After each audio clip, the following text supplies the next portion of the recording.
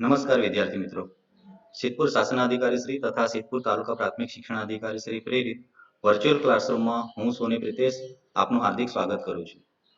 વિદ્યાર્થી મિત્રો, આજે આપણે ધોરણ 8 એકમ નંબર 4 વેપારી શાસકો કેવી રીતે બન્યા એના વિશે અભ્યાસ કરીશું. અભ્યાસ આગળ વધારીએ એના પહેલા આપણે અહીંયા પ્રસ્તુત જે વિડીયો છે એને આપણે જરા નિહાળી લઈશું. વેલેસ્લીની સહાયકારી યોજના. સારાંશ. 18મી સદીના અંતમાં ભારત રાજનૈતિક ક્ષિતિજ તરીકે ઉભરવા લાગ્યું હતું. આ કારણોસર કંપની વધુ ને વધુ વેપાર કરવાના બહાને ભારતમાં પોતાની સત્તા સ્થાપવા માંગતું હતું. આ માટે તેણે રાજકીય વગ વધારવા અંગ્રેજ રાજનીતિ અપનાવી. સૈદ્ધાંતિક સમજ. ભારતમાં અંગ્રેજ શાસન વધારવામાં વેલેસ્લીએ શરૂઆત કરી હતી.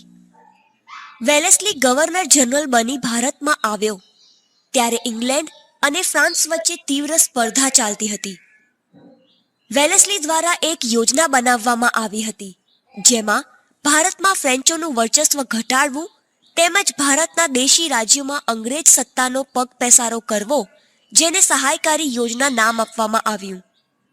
આ યોજના સ્વીકારનાર દેશી રાજ્યોને પોતાના રાજ્યમાં અંગ્રેજ લશ્કર રાખી સૈન્યનો ખર્ચ જે તે દેશી રાજ્યે ઉપાડવો પડતો, તેમજ તેના માટે દરેક રાજ્યમાં એક અંગ્રેજ પ્રતિનિધિ રાખવામાં આવતો.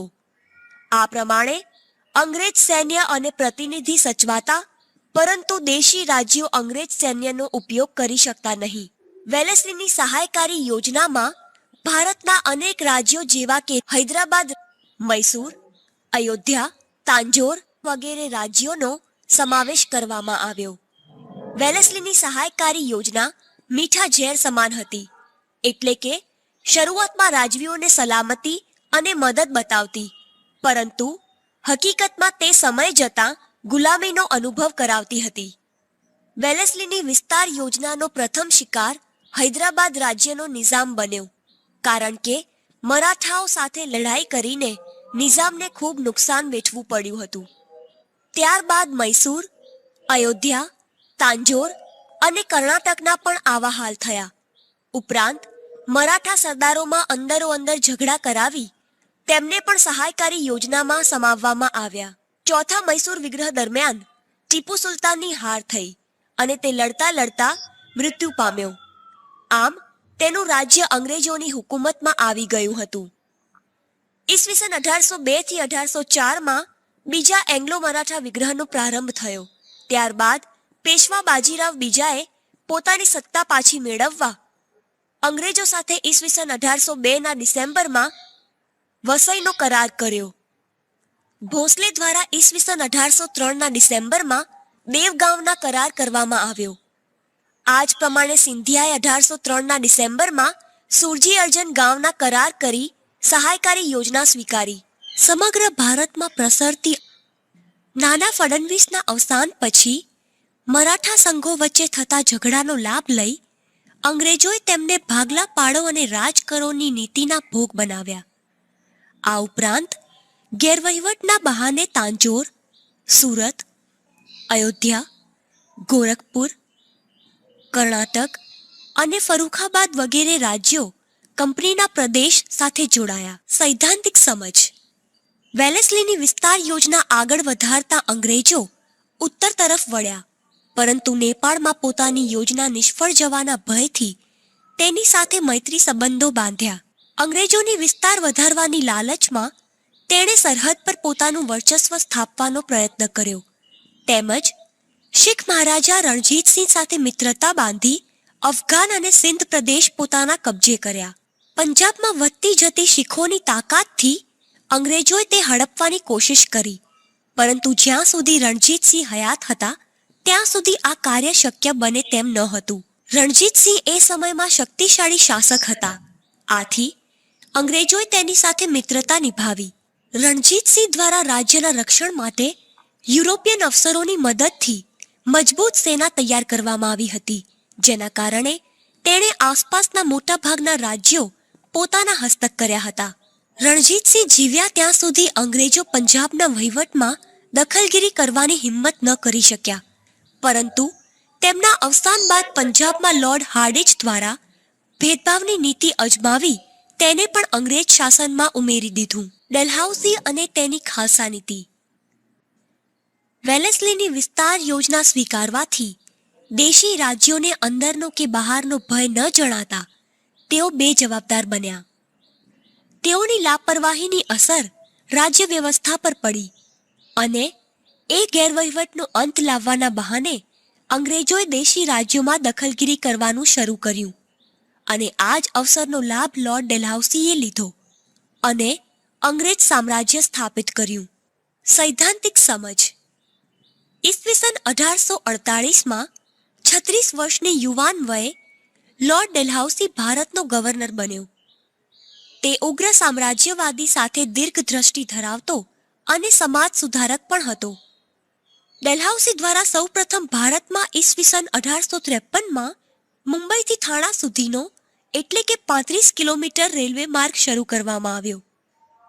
તેણે બાળ લગ્ન પ્રતિબંધક ધારો અને વિધવા પુનઃવિવાહ ધારો પણ પસાર કર્યો. તે સમયમાં શિક્ષણના વિકાસ માટેની ભલામણોના આધારે ઈસવીસન 1857માં મુંબઈ, ચેન્નાઈ એટલે કે મદ્રાસ અને કલકત્તા ખાતે ભારતની પ્રથમ 3 યુનિવર્સિટીઓ શરૂ કરવામાં આવી. ભારતમાં વધુ ઉપજ કરાવતા પ્રદેશો જેવા કે ચા કોફીનો પ્રદેશ, કપાસનો પ્રદેશ વગેરે અંગ્રેજોને હસ્તગત કરી કરોડો રૂપિયાની કમાણી કરી આપવાનો ડેલહાઉસીનો આશય હતો, જેના કારણે તેણે ઉપર જણાવ્યા મુજબના સુધારા અંગ્રેજોની સવલતો માટે કરી આપ્યા હતા. ખાલસા નીતિ. લોર્ડ ડેલહાઉસી દ્વારા અપનાવેલી ખાલસા નીતિ સામ્રાજ્યવાદી નીતિ હતી. ખાલસા નીતિ એટલે રાજાની સત્તાનો અંત લાવી તેના રાજ્યને સીધું જ અંગ્રેજ શાસનમાં ભેળવી દીધું. આ નીતિ નીચે પ્રમાણે 3 રીતે અમલમાં મૂકવામાં આવી. 1. સહાયકારી યોજના સ્વીકારેલ રાજાઓ દ્વારા રાજ્ય વ્યવસ્થામાં થયેલ ગેરવહીવટના બહાને અને દેવું વધી જવાના કારણે આશ્રિત રાજ્યોને ખાલસા કરવામાં આવ્યા. દાખલા તરીકે અયોધ્યાનું રાજ્ય. 2. આ ઉપરાંત બિનવારસ મૃત્યુ પામેલ રાજાઓનો પુત્ર દત્તક લેવાના અધિકારને નામંજૂર કરી તેમના રાજ્યો ખાલસા કરવામાં આવ્યા, જેમાં સતારા, ઝાંસી, જૈતપુર, સંબલપુર, નાગપુર, તાંજોર, કર્ણાટક વગેરે. 3. જ્યાં અંગ્રેજોની કૂટનીતિ ઉપયોગમાં ન આવી ત્યાં યુદ્ધો દ્વારા રાજ્યો ખાલસા કરવામાં આવ્યા.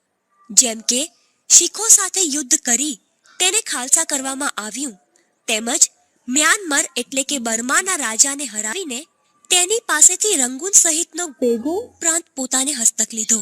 ઉપરના રાજ્યો ખાલસા કર્યા તેમાંથી ઝાંસી જીતવામાં અંગ્રેજોને મહેનત કરવી પડી હતી, કારણ કે ઝાંસીની રાણી લક્ષ્મીબાઈએ દત્તક પુત્ર નામંજૂર અધિકારનો વિરોધ કર્યો હતો. લક્ષ્મીબાઈ દ્વારા ઝાંસીને બચાવવા 15 દિવસ મરણિયા પ્રયાસો કરવામાં આવ્યા, પરંતુ દ્વારપાળ દુલ્હાજીના દગાના કારણે અંગ્રેજો ઝાંસીમાં ઘૂસ્યા. તેમ છતાં રાણી લક્ષ્મીબાઈએ વીરતાપૂર્વક અંગ્રેજો સામે યુદ્ધ કર્યું અને અંતમાં તે લડતા લડતા શહીદ થયા. આમ ડેલહાઉસીએ જીત, જપ્તી અને ખાલસાની નીતિ દ્વારા સમગ્ર ભારતમાં બ્રિટિશ શાસનનું સામ્રાજ્ય સ્થાપિત કર્યું. ઈસવીસન 1857નો સ્વાતંત્ર્ય સંગ્રામ. સારાંશ. વેલેસ્લીની સહાયકારી યોજના અને લોર્ડ ડેલહાઉસીની ખાલસા નીતિની અસરથી આખા દેશમાં ખળભળાટ મચી ગયો હતો. અંગ્રેજ સરકારની ભેદભાવભરી રાજકીય, સામાજિક, આર્થિક અને ધાર્મિક નીતિને કારણે ભારતીય પ્રજા ક્રોધે ભરાઈ હતી, જેના પરિણામ સ્વરૂપે ઈસવીસન 1857નો સ્વાતંત્ર્ય સંગ્રામ શરૂ થયો. સૈદ્ધાંતિક સમજ. ઈસવીસન 1857ના ફેબ્રુઆરી માસમાં બરાકપુરની એક લશ્કરી છાવણીમાં ટુકડીને બંદૂક આપવામાં આવી, જેમાં ડુક્કર અને ગાયની ચરબીનો ઉપયોગ કરવામાં આવ્યો હતો. આ કારણસર મંગલ પાંડે નામના એક સૈનિકે વિરોધ દર્શાવ્યો અને અંગ્રેજ સૈનિકો પર હુમલો કર્યો. તેમ છતાં મંગલ પાંડેને કેદ કર્યો અને 8 એપ્રિલના રોજ ફાંસી આપવામાં આવી. આમ આ ઘટના 1857ના વિપ્લવની શરૂઆત હતી. વિપ્લવ થવાના કારણો. બંગાળના ઘણા જાગીરદારોની જમીન અંગ્રેજોએ જપ્ત કરી. અંગ્રેજો દ્વારા ભારતીયોનું અપમાન કરવામાં આવતું અને તેઓ સક્ષમ હોવા છતાં ઊંચા હોદ્દા પર નીમવામાં ન આવતા. જમીનદારોની જમીન જપ્ત થતાં ખેડૂતો જમીન વિહોણા તેમજ દેવાદાર બની ગયા. કંપનીના સંચાલકો દ્વારા ખ્રિસ્તી ધર્મના પ્રચારની છૂટ આપવામાં આવી હતી, જેથી ધર્મ પરિવર્તનની પ્રવૃત્તિ ખૂબ ચાલવા લાગી હતી. અંગ્રેજ સૈનિક કરતાં ભારતીય સૈનિકોને પગાર ખૂબ ઓછો આપવામાં આવતો. આમ આ વિપ્લવનો વિરોધ જુદા જુદા રાજ્યો અને મહારાજાઓ દ્વારા દર્શાવવામાં આવ્યો હતો. દિલ્હીના બાદશાહ બહાદુર શાહ ઝફર, બેગમ જિન્નત મહાલ અને તેના શહઝાદાઓ દ્વારા અંગ્રેજોના દારૂગોળા અને શસ્ત્રોના ભંડારનો નાશ કરવામાં આવ્યો. કાનપુરમાં 8મી જૂનના રોજ થયેલ સ્વાતંત્ર્ય સંગ્રામ દરમિયાન નાના સાહેબ પેશવા અને તાત્યા ટોપે દ્વારા અંગ્રેજોની નૌકાઓ પર તોપગોળા અને બંદૂકો દ્વારા હુમલો કરવામાં આવ્યો. બિહારના જાગીરદાર કુંવરસિંહ કે જે 70 વર્ષની ઉંમરના હતા, તેમ છતાં અંગ્રેજો સામે વીરતાપૂર્વક લડ્યા. આ લડાઈમાં તેમને હાથના કાંડામાં ગોળી વાગી અને તેનું ઝેર આખા શરીરમાં પ્રસરી ન જાય તે માટે પોતે જ પોતાની તલવારથી હાથને કોણીમાંથી કાપી ગંગા નદીમાં પધરાવી દીધો. બાદમાં ઘાની પીડા સહન ન થતા તે મૃત્યુ પામ્યા. આમ 1857નો સ્વાતંત્ર્ય સંગ્રામ ભારતની આઝાદી મેળવવામાં મહત્વનો સાબિત થયો. વિદ્યાર્થી મિત્રો, આ પ્રકરણ અહીં સમાપ્ત થાય છે. વિદ્યાર્થી મિત્રો, આપણે અહીંયા આગળ આ વિડીયો નિહાળ્યો, એના ઉપરથી આપણને થોડો ખ્યાલ આવી ગયો કે વેપારી શાસકો કેવી રીતે બને. હવે આપણે વેપારી શાસકો કેવી રીતે બને એના મુદ્દાઓ વિશે થોડી ચર્ચા કરીશું. એ માટે તમારી જોડે જો પુસ્તક હોય તો પુસ્તક હાથમાં લેશો, અથવા તો તમારી પાસે નોટબુક હોય તો એ નોટબુકની અંદર અહીંયા જે મુદ્દા પ્રસ્તુત થાય એ તમારે નોટની અંદર લખજો, જેથી કરી પરીક્ષાની અંદર પણ તમને આ મુદ્દાઓ થોડા કામમાં આવશે. વેલેસ્લીની વિસ્તારવાદી યોજના, અહીંયા આગળ તમે વેલેસ્લીનો ફોટો જોઈ શકો છો. સહાયકારી યોજના, ભારતમાં ઇંગ્લેન્ડ અને ફ્રાન્સ વચ્ચે ચાલતી તીવ્ર હરીફાઈમાં ફ્રેન્ચો તાકાતવાર ન બને તે માટે ભારતમાં દેશી રાજ્યોમાં અંગ્રેજ સત્તાનો પગ પેસારો કરવા વેલેસ્લીએ જે યોજના બનાવી તેને સહાયકારી યોજના કહેવામાં આવે છે. વિદ્યાર્થી મિત્રો, પરીક્ષાની અંદર સહાયકારી યોજના એટલે શું, કદાચ જો એવો પ્રશ્ન પૂછાય તો અહીંયા આગળ જે વ્યાખ્યા આપેલી છે તે વ્યાખ્યા તમે લખી દેજો. બીજો મુદ્દો અહીંયા આગળ છે સહાયકારી યોજનાની શરતો. તો એમાં આ યોજના સ્વીકારનાર દેશી રાજ્યને પોતાના રાજ્યમાં અંગ્રેજ લશ્કર રાખવું પડતું. સૈન્યનો ખર્ચ જે તે દેશી રાજ્ય ઉપાડવો પડતો. દેશી રાજ્યમાં એક અંગ્રેજ પ્રતિનિધિ રહેતો. દેશી રાજ્યોને અંગ્રેજ સૈન્ય મળતું પણ તેનો ઉપયોગ કરી શકતા નહીં. વિદ્યાર્થી મિત્રો, સહાયકારી યોજના સ્વીકારવા પાછળનું મુખ્ય કારણ એ હતું કે એ સમયે ભારત દેશની અંદર ફ્રેન્ચો પણ પોતાની શક્તિનો વધારો કરી રહ્યા હતા અને વેલેસ્લી જ્યારે ગવર્નર તરીકે અહીંયા ભારતમાં આવ્યો ત્યારે એનું મુખ્ય આશય એ જ હતો કે ભારતમાં ફ્રેન્ચોની શક્તિનો વધારો ના થાય. એ માટે એણે જે યોજના અમલમાં મૂકી હતી એનું નામ હતું સહાયકારી યોજના. બીજું કે ભારત દેશના જે રાજા રજવાડાઓ હતા, નવાબો હતા, નિજામો હતા, એ પણ અંદરો અંદર સત્તા મેળવવા માટે ઝઘડા કરતા હતા. તેથી એક રાજાની બીકના કારણે બીજો રાજા અંગ્રેજોની આ યોજનાનો લાભ લેવા માટે આગળ પડતો ભાગ લેતો હતો અને જેના લીધે સહાયકારી યોજનાનો ભોગ બનતો હતો. સહાયકારી યોજનાનો ભોગ બનનાર રાજ્યોમાં પ્રથમ શિકાર હૈદરાબાદ રાજ્યનો નિજામ હતો. ત્યારબાદ ક્રમશઃ મૈસૂર, અયોધ્યા, તાંજોર, કર્ણાટક, ગાયકવાડ, મરાઠા વગેરે રાજ્યો જે હતા એ પણ સહાયકારી યોજનાનો ભોગ બન્યા હતા. વિદ્યાર્થી મિત્રો, તમે અહીંયા આગળ જે ભારતનો એ સમયનો બ્રિટિશ ઈસ્ટ ઇન્ડિયા કંપની જ્યારે ભારતમાં આવી તે સમયે જે ભારતનો નકશો હતો તે અત્યારે અહીંયા આગળ રજૂ થયેલો છે. તો એ નકશાની અંદર તમે જોઈ શકો છો કે જે ગુલાબી વિસ્તાર છે એ વિસ્તાર અંગ્રેજોએ જે સહાયકારી યોજના અપનાવી હતી અને જે પ્રદેશો એમને હસ્તગત કરી લીધા હતા એનો છે. અને જે બાકીનો પીળા કલરનો જે વિસ્તાર છે એ બ્રિટિશ ઇન્ડિયા છે, એટલે કે અંગ્રેજો ભારતમાં આવ્યા પછી એમણે જે યુદ્ધો કરી અને પછી જીત પ્રાપ્ત કરી એ વિસ્તારો છે. વિદ્યાર્થી મિત્રો, સહાયકારી યોજના કેવી હતી એવો પ્રશ્ન પરીક્ષામાં વારંવાર પૂછાય છે. તો સહાયકારી યોજના મીઠા ઝેર જેવી હતી. શરૂઆતમાં રાજવીઓને સલામતી અને મદદ દેખાતી હતી, પરંતુ ધીરે ધીરે વાસ્તવમાં તો તે ગુલામીનો અનુભવ કરાવતી હતી. એટલે એક રાજાથી બચવા માટે જ્યારે અંગ્રેજ સરકાર જોડે જ્યારે સહાયકારી યોજના સ્વીકારવામાં આવતી ત્યારે તો શરૂઆતમાં એવું લાગતું હતું કે આપણને તો સૈન્ય મળી ગયું, અંગ્રેજ અધિકારી પ્રાપ્ત થયો છે. તો આપણે સલામત છીએ એવું લાગતું હતું, પણ પાછળથી એમને ખ્યાલ આવતો કે આ તો એક ગુલામીનો અનુભવ કરાવી રહી છે. ત્યારબાદનો મુદ્દો છે સહાયકારી યોજના દ્વારા વેલેસ્લીનો વિસ્તારવાદ. મરાઠા સાથે લડાઈ કરીને નિજામને ભારે કુંવારી વેઠવી પડી હતી, આથી તેણે સૌથી પહેલા આ યોજના સ્વીકારી. આપણે આગળના મુદ્દામાં જોયું કે નિજામે શા માટે સહાયકારી યોજના સ્વીકારી. તો અહીંયા આગળ લખેલું છે કે મરાઠા સાથે લડાઈ કરીને નિજામને ભારે કુંવારી વેઠવી પડી હતી, આથી તેણે સૌથી પહેલા આ યોજના સ્વીકારી. ટીપુ સુલતાનનું રાજ્ય પહેલા જ અંગ્રેજોની હુકુમતમાં આવી ગયું હતું. નાના ફડણવીસના અવસાનથી મરાઠા સંઘો વચ્ચે ઝઘડા થયા. એક પછી એક મરાઠા રાજ્યો અંગ્રેજોની ભાગલા પાડો અને રાજ કરો એટલે કે ડિવાઈડ એન્ડ રૂલની નીતિનો ભોગ બન્યા. અયોધ્યા, ગોરખપુર, તાંજોર, કર્ણાટક, ફરુખાબાદ વગેરે એક યા બીજા બહાને ખાલસા કર્યા. 7 વર્ષના ગાળામાં વેલેસ્લીએ કંપનીનો વિસ્તાર કરી અંગ્રેજ સત્તાને આ યોજના દ્વારા સર્વોપરી બનાવી. વેલેસ્લીએ 7 વર્ષ સુધી શાસન કર્યું અને એમાં ફ્રેન્ચો જોડે જે એમની હરીફાઈ ચાલતી હતી એમાં અંગ્રેજ સત્તાને એમણે સર્વોપરી બનાવી દીધી. બ્રિટિશરો સમગ્ર ભારતમાં ફેલાયા. વિદ્યાર્થી મિત્રો, જ્યારે વેલેસ્લીએ સહાયકારી યોજના અપનાવી ત્યારબાદ ના જે ગવર્નર જનરલ ભારતમાં આવ્યા છે એમણે પણ કેટલીક નીતિઓ એવી અપનાવી કે જેના લીધે એ પણ સમગ્ર ભારતમાં ફેલાઈ ગયા. અહીંયા આગળ આપણે મહારાજા રણજીતસિંહનો ફોટોગ્રાફ જોઈ શકીએ છીએ. નેપાળમાં ભય જણાતા તેમની સાથે મિત્રતા બાંધી, સરહદો પર સંગ્રામ ખેલ્યા. રણજીતસિંહની વાત અહીંયા આવે છે કે શીખ મહારાજા રણજીતસિંહ સાથે મિત્રતા બાંધી અફઘાન વિગ્રહમાં જીત મેળવી, સિંધમાં પણ સત્તા સ્થાપી. શીખોની વધતી જતી તાકાત જોઈને અંગ્રેજોએ શીખ સામ્રાજ્ય હડપવાની કોશિશ કરી, પણ જ્યાં સુધી પંજાબમાં રણજીતસિંહનું રાજ્ય હતું ત્યાં સુધી સફળતા મળે તેમ ન હતી. આથી મહારાજા રણજીતસિંહ સાથે દોસ્તી રાખી. રણજીતસિંહે રાજ્યના રક્ષણ માટે યુરોપીય અફસરોની મદદથી મજબૂત સેના ઊભી કરી હતી. રણજીતસિંહના અવસાન પછી પંજાબમાં અરાજકતા વ્યાપી. વિદ્યાર્થી મિત્રો, અહીંયા ખાસ ધ્યાન રાખવાની એ બાબત છે કે શીખ મહારાજા રણજીતસિંહ જ્યાં સુધી પંજાબમાં હતા ત્યાં સુધી અંગ્રેજોએ ત્યાં આગળ દખલગીરી કરી નહીં. પણ રણજીતસિંહના અવસાન પછી પંજાબમાં અરાજકતા વ્યાપી અને ત્યાર પછી લોર્ડ હાર્ડિજ, જે અહીંયા આગળ તમે એમનો ફોટોગ્રાફ જોઈ શકો છો, એમના આવ્યા પછી એમને એક તક મળી ગઈ. એટલે કે અંગ્રેજોને હવે તક મળી અને હાર્ડિજ ગવર્નર તરીકે ભારતમાં આવતા તેણે શીખ સામ્રાજ્યને ભેદવાની નીતિથી અંગ્રેજ શાસન નીચે લાવી દીધું. એટલે હવે કે પંજાબ પણ અંગ્રેજોની શાસન હેઠળ આવી ગયું. હવે આપણે જોઈએ ડેલ હાઉસીની ખાલસા નીતિ.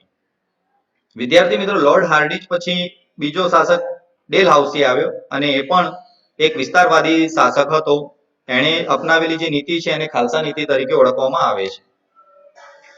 તો વેલેસ્લીએ જે પાયા નાખ્યા હતા શાસનના, એના લીધે શું પરિસ્થિતિ ઊભી થઈ હતી એના અહીંયા કેટલાક મુદ્દા આપેલા છે. તો સહાયકારી યોજનાનું પરિણામ, વેલેસ્લીની વિસ્તાર યોજના હિન્દી રાજ્યોને જોખમે પરાધીન બનાવવાની યોજના હતી. યોજના સ્વીકારનારા રાજ્યો અંગ્રેજોના મિત્ર ગણાતા. આ રાજ્યોને બહાર કે અંદરનો ભય ન જણાતા બિનજવાબદાર બન્યા. તેમનો વહીવટ કથળ્યો. રાજાઓના આવા વલણને કારણે રાજ્ય વ્યવસ્થામાં ગેરવ્યવસ્થા ફેલાઈ. અંગ્રેજ નીતિનું આ પરિણામ હતું. આ એક ષડયંત્ર હતું. ભારતીય શાસકો તેમાં ફસાયા. અંગ્રેજોને બહાનું મળી ગયું. રાજ્યમાં ગેરવહીવટનો અંત લાવવાના બહાને રાજ્યના કારભારમાં માથું મારવા લાગ્યા. વિદ્યાર્થી મિત્રો, આપણે જે સહાયકારી યોજનાની જે શરતો જોઈ હતી એમાં તમે જોયું હશે કે અંગ્રેજો રાજાઓને સૈન્ય આપતા હતા, એક અંગ્રેજ અધિકારીની નિમણૂક કરતા હતા. આ બધી જે વ્યવસ્થા ઊભી કરવામાં આવી એના લીધે રાજાઓ બેજવાબદાર બની ગયા હતા. એમને તો થયું કે અંગ્રેજો આપણા રાજ્યમાં રહે છે અને એમનું શાસન ચલાવે છે, આપણને બહારનો કોઈ ભય નથી કે અંદરનો પણ કોઈ ભય નથી. તેથી તેઓ થોડા વિલાસી બની ગયા અને એના કારણે એ લોકોમાં ગેરવહીવટ ફેલાઈ ગયો. બીજું કે જે સૈન્ય એમના રાજ્યની અંદર રાખવું પડતું એનો ખર્ચ પણ એમને ઉઠાવવો પડતો અને એના કારણે જ એ દેવાદાર બન્યા. અને આવી પરિસ્થિતિમાં એમનું એ દેવું જે છે એ માફ ના થાય અને બદલામાં એમને ગેરવહીવટનું બહાનું કાઢી રાજ્યનો કારભાર એમના હાથમાં લઈ લેવાની શરૂઆત કરી. જે અંગ્રેજ અધિકારી એમણે ત્યાં રાખ્યો હતો એ વધુ પડતું અંદર માથું મારવા લાગ્યો, એટલે કે દખલગીરી કરવા લાગ્યો. ખાલસા નીતિ. લોર્ડ ડેલહાઉસી જ્યારે ભારતમાં આવે ત્યારે ખાલસા નીતિ અપનાવી હતી. ખાલસા નીતિ એટલે જો આશ્રિત રાજા દેવાદાર બને અથવા અપુત્ર મૃત્યુ પામે અને રાજ્યમાં ગેરવહીવટ વ્યાપી ગયો છે એવું બહાનું કાઢી રાજ્ય ખાલસા કરવામાં આવતું. અંગ્રેજ શાસક જે ડેલહાઉસી ભારતમાં આવ્યો ત્યારે એણે બહાનું કાઢ્યું કે ભાઈ કોઈ રાજા અપુત્ર મૃત્યુ પામે છે અથવા તો રાજ્યની અંદર ગેરવહીવટ ફેલાઈ ગયો હોય અથવા તો કોઈ રાજા દેવાદાર બની ગયો હોય તો એનું રાજ્ય એ કંપનીને આપી દેવું પડતું હતું. વિદ્યાર્થી મિત્રો, અહીંયા આગળ એક ધ્યાન રાખવાની વાત એ છે કે 1857 સુધી જે શાસન ચાલ્યું છે એ કંપની શાસન હતું, નહીં કે અંગ્રેજ શાસન. ભારતમાં કંપની સરકાર હતી એટલે થોડુંક ધ્યાન રાખજો કે અહીંયા આગળ કંપનીનું શાસન હતું. 1857 પછી અંગ્રેજ શાસન હેઠળ ભારત આવ્યું હતું. આપણે આગળનો મુદ્દો જોઈએ. શરૂઆતમાં કંપની સરકારે કેટલાક પ્રદેશો ગેરવહીવટના બહાને ખાલસા કર્યા હતા. પછી બ્રહ્મદેશ એટલે કે હાલનું મ્યાનમાર અને પંજાબ પ્રાંતને પણ ખાલસાનો ભોગ બનાવ્યા. અપુત્ર રાજાનું બહાનું કાઢી સતારા, ઝાંસી, નાગપુર વગેરે રાજ્યો ખાલસા કર્યા. ભારતમાં વધુ ઉપજ આપતા પ્રદેશો જેવા કે ચા, કોફીનો પ્રદેશ, કપાસનો પ્રદેશ હસ્તગત કરીને ગોરા વેપારીઓને કરોડોની કમાણી કરી આપવાનો ડેલહાઉસીનો આશય હતો. આગળ વધીએ આપણે. ડેલહાઉસીએ કેટલાક સુધારા પણ કર્યા હતા, પણ વિદ્યાર્થી મિત્રો જે સુધારા એણે કર્યા હતા એ બધા જ સુધારાઓ અંગ્રેજોના ફાયદામાં હતા. ત્યાર પછી થોડા સમય પછી આપણને કેટલોક ફાયદો થયો, પણ એના માટે આપણે ઘણી બધી કિંમત ચૂકવવી પડી હતી. તો જોઈએ એણે કયા કયા સુધારા કર્યા હતા. અહીંયા આગળ જે એણે રેલવે લાઇનની શરૂઆત કરી હતી, જે ફર્સ્ટ રેલવે થઈ હતી એનો અહીંયા આગળ ફોટોગ્રાફ્સ છે. ડેલહાઉસીના સમયમાં ઈસવીસન 1853માં મુંબઈથી થાણા સુધીની સર્વપ્રથમ રેલવે લાઇન શરૂ થઈ. આધુનિક ટપાલ પદ્ધતિ પણ તેના સમયમાં શરૂ થઈ. ઇંગ્લેન્ડ અને ભારત વચ્ચે તાર વ્યવહાર શરૂ થયો. ડેલહાઉસીએ બાળ લગ્ન પ્રતિબંધ ધારો તથા વિધવા પુનઃવિવાહ ધારો પસાર કર્યા હતા. તેના સમયમાં ભારતમાં અંગ્રેજી શિક્ષણનો ફેલાવો થયો હતો. ઈસવીસન 1857માં ભારતમાં પ્રથમ 3 યુનિવર્સિટીઓ મુંબઈ, ચેન્નાઈ અને કોલકાતા શરૂ થઈ. આમ આ સુધારાઓ મૂળ તો અંગ્રેજ શાસનના વિસ્તાર અને વહીવટની સરળતા માટે હતા, જેનો ભારતીય પ્રજાને પાછળથી ફાયદો થયો, પરંતુ આ માટે પ્રજાએ ઘણું ભોગવવું પડ્યું હતું. વિદ્યાર્થી મિત્રો, આપણે અહીંયા આગળ જોઈએ છીએ કે એણે 3 યુનિવર્સિટીઓની શરૂઆત કરી અને ત્યાં આગળ અંગ્રેજી શિક્ષણની શરૂઆત કરી હતી. એનો અર્થ એ થાય છે કે ડેલહાઉસી અથવા તો અંગ્રેજો જે કંપની સરકાર જે શાસન કરતી હતી, તો એ સમયે આપણે બધા જે હતા ભારતની અંદર તો પ્રાદેશિક ભાષાઓ તેમજ હિન્દી ભાષા બોલનારા લોકો હતા. તો અંગ્રેજોને એ સમયે અંગ્રેજી ભાષા બોલનારા કારકુનોની જરૂર હતી કે જે તેમના કાર્યો છે, કંપનીના કાર્યો છે એમાં મદદરૂપ થાય. આમ એણે જે કઈ સુધારા કર્યા છે એમના ફાયદા માટે કર્યા છે, નહીં કે આપણા ફાયદા માટે, પણ પાછળથી આપણને ફાયદો થયો. આ બધા જે સુધારા કર્યા હતા એના લીધે ભારતીય પ્રજાની અંદર કેટલોક અસંતોષ હતો, જે ભરેલા અગ્નિ સમાન હતો. શરૂઆતમાં તો ભારતીય પ્રજા કંઈ બોલી શકી નહીં કે અંગ્રેજોનો વિરોધ પણ ના કરી શકી, પણ પાછળથી એમને જ્યારે શિક્ષણ પ્રાપ્ત થયું, એવું જાણતા થયા કે આપણે ગુલામ છીએ અને આપણી આ જે સુધારા વધારા થયા છે તે આપણી સંસ્કૃતિ ઉપર તરાપ છે, તો લોકોએ પછી તેનો વિરોધ કર્યો. તો એના મુદ્દા વિશે જોઈએ. સહાયકારી યોજના અને ડેલહાઉસીના ખાલસાવાદે આખા દેશમાં ખળભળાટ મચાવી દીધો. પ્રજાનો અસંતોષ બહાર આવવા લાગ્યો. આ સમયે લોકો ઉપર અંગ્રેજોની દમન નીતિનો કોરડો વીંજાતો હતો. તેમાં ડેલહાઉસીએ કરેલા સુધારાઓને લીધે બળતામાં ઘી રેડાયું. રેલવે અને તાર ટપાલની સુવિધા, ઉચ્ચ શિક્ષણની વ્યવસ્થા ઘણા લોકોને ખૂંચવા લાગી. જૂની વિચારધારાને માનતા લોકોને લાગ્યું કે અંગ્રેજો આપણી સંસ્કૃતિનો નાશ કરવા માંગે છે. લોકોમાં અસંતોષની આગ હવે અગનજ્વાળાઓ એટલે કે ભડકાના સ્વરૂપે ધારણ કરવા લાગી હતી. આ અસંતોષ એટલે 1857નો સ્વાતંત્ર્ય સંગ્રામ. તો વિદ્યાર્થી મિત્રો, આપણે અહીંયા આગળ પાઠ 4 વેપારી શાસક કેવી રીતે બન્યા એનો અભ્યાસ કર્યો. તો આ એકમ અહીંયા પૂર્ણ થાય છે.